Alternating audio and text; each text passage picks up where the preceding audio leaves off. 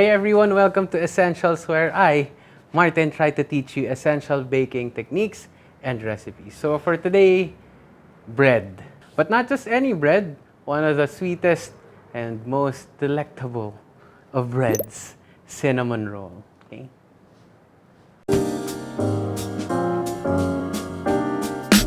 So we will be using 500 grams of bread flour.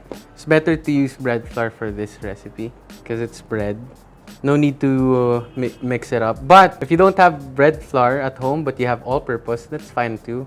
The only thing that you can't substitute this with is cake flour, whole wheat flour, because it would be different. Maybe you can make your own whole wheat cinnamon roll. Then we are gonna combine our flour with our yeast. I'm using instant yeast, by the way, and then some sugar. Next up is the liquids. Yeah. Isang kamay lang yung ginamit. Okay, so may importante ako nakalimutan. Let's mix it up. So while that's happening, I'm gonna dissolve my salt here in my fresh milk. The size of these eggs are small, so I'll have to use 2.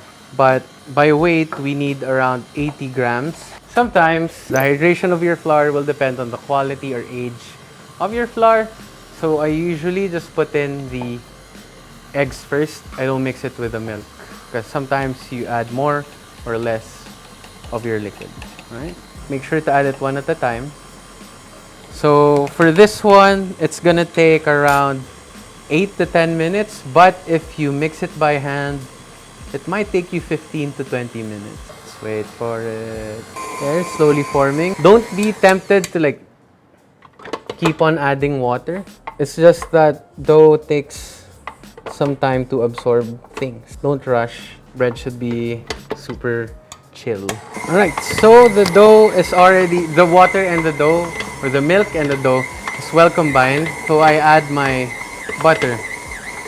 1 stick at a time. It doesn't have to be 1 stick at a time actually. Just dump it in and it will slowly incorporate into the dough. And put the speed on high. So this is gonna mix for around, I'm gonna say 8 to 10 minutes, but it still won't hurt to check every now and then. If your dough is ready, your dough should be releasing from the bowl. See, like a while ago, it was sticking all over on all sides, but now nag-release na siya. And then this is what we call a window pane test. Put some oil or butter on your fingers, grab a piece of dough, siguro size of like a 25 centavo. It can hold thin skin where light can pass through it. That means your dough is good to go for proofing. It's time to proof your dough. It has multiple purposes why we have to do this. One is to develop the gluten some more, because as the dough rests, you'll be able to stretch it out or form it into whatever you want to form it. And 2, so that the flavors would develop. So the yeast will start eating the sugars and then it will release some gas, and that's why your dough inflates. And then the flavors of your bread improve.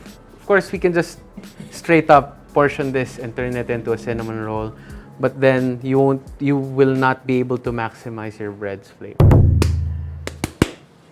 Prepare a well-oiled bowl, cover it with a damp towel, and then let it rise for 1 hour to 1.5, or at least until it's double in volume. Right, so the dough has more than doubled. Unfortunately, medyo na-knockdown ko siya ng onte. So it's not as round as it was a while ago. Napindot ko siya. But, diba, from that small to this big, we're gonna lightly oil a flat surface just so that the dough won't stick when we roll it out. Now, this is called the makeup. Knock some of the air, the gases out, and then lightly oiled rolling pin. We are gonna roll this out to around 11 inch by 12 inch. 9 by 12 pala. Yan. Forgot one thing. You have to combine first your brown sugar. Mix it in with some cinnamon until well combined. Set this aside. Next, we are gonna brush the whole thing with butter. Like the whole thing. But no, not the whole thing. We're gonna leave an inch so that we can seal the dough later. So the moisture from the butter is what's gonna make that syrupy filling. It's okay to be a bit generous with the butter. I'll spread the cinnamon sugar. Yeah, spread it so that you cover the whole thing. Last one. So I have some cinnamon sugar left. I have here a 9-inch round pan that I will brush with some more butter. Get the corners. Add some of your cinnamon sugar mixture below. Yeah, it's good enough. So now we have to roll our cinnamon roll. Starting with the top, I go from one side to the other slowly. To the other side until we form a log. So one way to seal your bread, you remember that 1 inch that we left? What I like to do is like press down hard with my rolling pin. So this super thin dough will act like an adhesive. And there. And using a sharp knife. See that? It's so cute. Top shot. Not top shot. Tight shot. This one. Okay. Then, so, just put it in your pan. Okay, so hindi pantay yung pagkakakat ko. So we are gonna let this proof for 35 to 40 minutes. So this was like half a while ago, and now it's double in volume.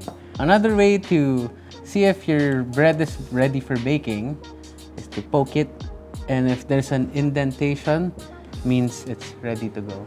Oh, I also made one with walnuts, and it really is up to you. During the time that we spread our butter and our cinnamon mixture, it's up to you if you want to put some raisins or walnuts or pecans. I'm not a huge fan of raisins. I don't hate it. I just would rather not. Yun na lang. So, yan. Preheat your oven to 350 degrees Fahrenheit, and then we are gonna bake these babies for around 20 minutes or until golden brown and fully baked.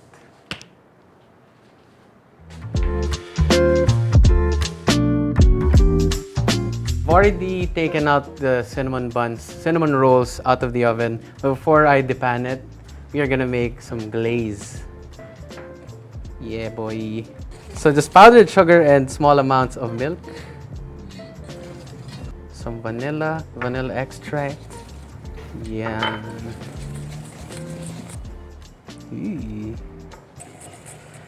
Alright, anyway. Small. I have here a pan with a wire rack on it. I like using this to cool down my pastries and bread so that the air circulates around the whole thing. There. Just slide the knife just to make sure it's not sticking. Hoping for the best, as always. Ready? 71. Flip. Oh!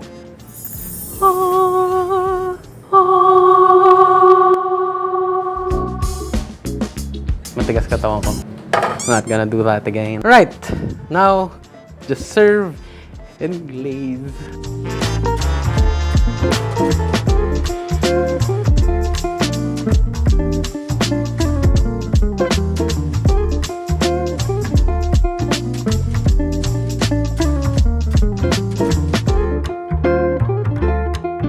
Alright, so that, my friends, is how you make super fluffy, delicious, sweet cinnamon rolls.